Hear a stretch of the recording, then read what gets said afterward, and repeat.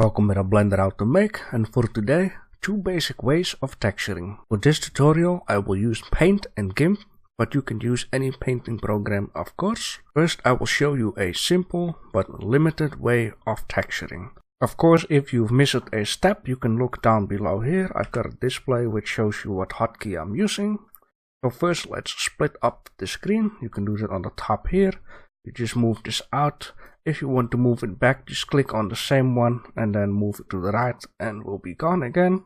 In this case we're going to work with UV, so open this one and select UV image editor, and I'm going to move this up. Open this here at the bottom and select node editor, and of course we're going to put this on cycles render. Now the next thing we are going to do is I'm just going to open Paint. And I'm going to set the size on 1024 by 1024. Select the zoom tool and then click the right mouse button to zoom out. So it's a little bit more easier to do something. Then select the pen. Then select any what you like. Select the color. I'm just going to make a T of texturing.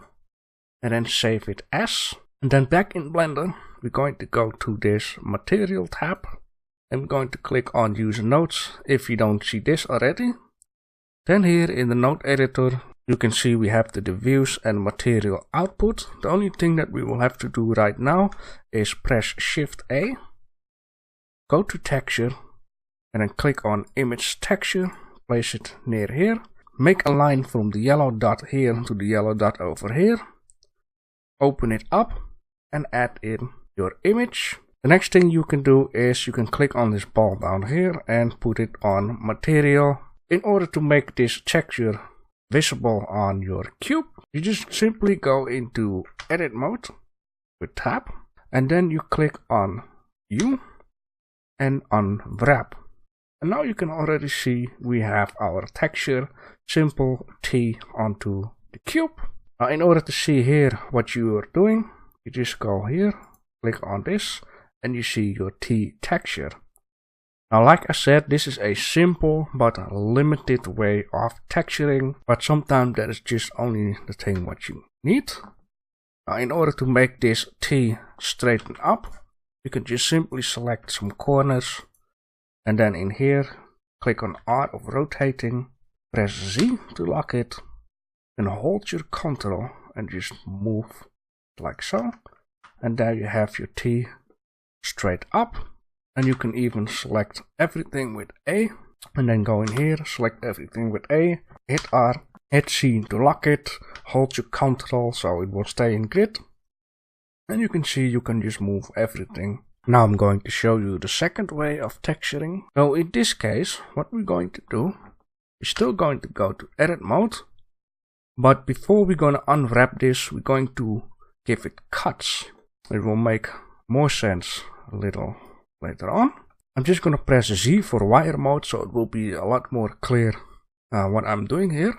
I'm just going to select these 3 dots for now. Then I'm going to press Ctrl E and I'm going to click Mark Seam. So if I just unselect it, you can see a red line down here. So basically it will make a cut over here. I'm just going to do the same with these. Mark Seam. And with this one, Mark Seam. Now there are only 2 places left.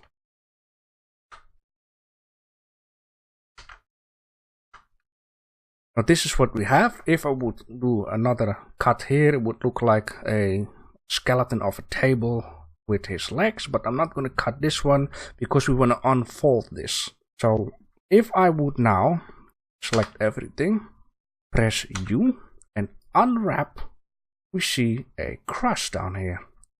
Now if you want to get rid of this one, you just select this. Now it's gone.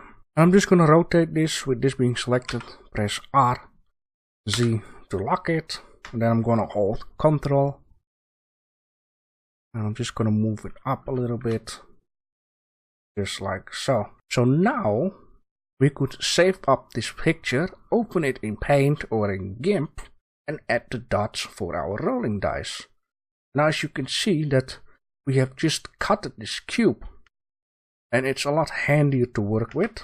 So the next thing we're going to do is click on UV, then export UV layout.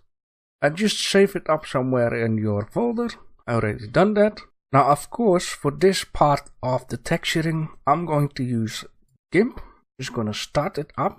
I'm going to do this with you guys. So when you open it up, then go ahead to go to File, open it, and open your saved PNG file. And then this is what you see. Now the next thing we're going to do is add in another layer so we can mess around on this layer without messing with this. I changed my transparency down here with white and click OK. In order to see these lines, you just have to switch this one for below, and there you got your lines.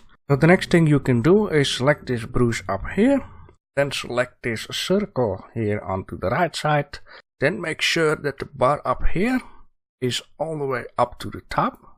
So the hardness is 100%. If you don't do that, then you will get a little bit of a gray dot.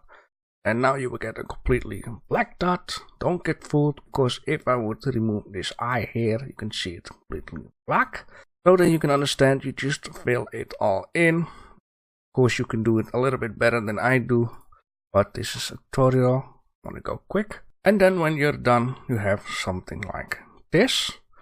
So you just unselect the eye, then you go to File, you go select Export As, put it in the same folder, give it a nice name, and then just click on Export. It will only export this image. Then back in Blender, just go out of Edit Mode with Tab, then go to the Material tab, click on New, and all we have to do is the same. Shift A, Texture, Image Texture, connect these guys up, open up your picture, open Image, then go to Material tab, and there you have it.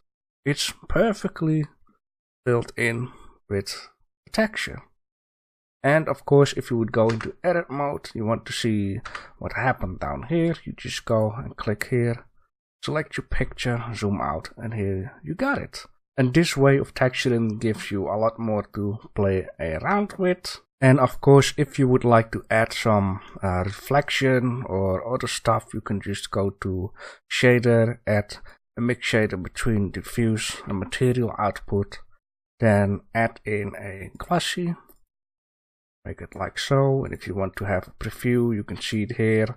But then again, if you would like to make a rolling dice, you should first add in the smoothness and not afterwards. I'm just going to put this on the right way, maybe something like this, 0.50, a little bit of glossiness onto it. I'm going to close this up so you guys have a better idea what's going on. Now, like I said, if you want to add some smoothness to these edges, you can better do that before than afterwards, because in this case, if you would add in the subdivision, this will happen, and then you could say, yeah, let's add in some loop cuts by pressing Ctrl R, and then you can see the texture gets screwed up. Another thing you say you could do is add a bevel. That kind of works out, but it's not like smooth. But basically, when you add the smoothness before texturing, the cutting actually works kinda the same. If I would apply this, you can see that this happened here. You just cut this line here, cut this tiny line here, and cut it around. And that is what I did basically with this picture. This is one of my artwork. I first modeled the whole thing, then I cut the edges out. Then I made this UV image, I put it into GIMP, then I have added these black dots, I added some color, and I put it back so I could get an image like this. If you've got some questions or a request, then comment below.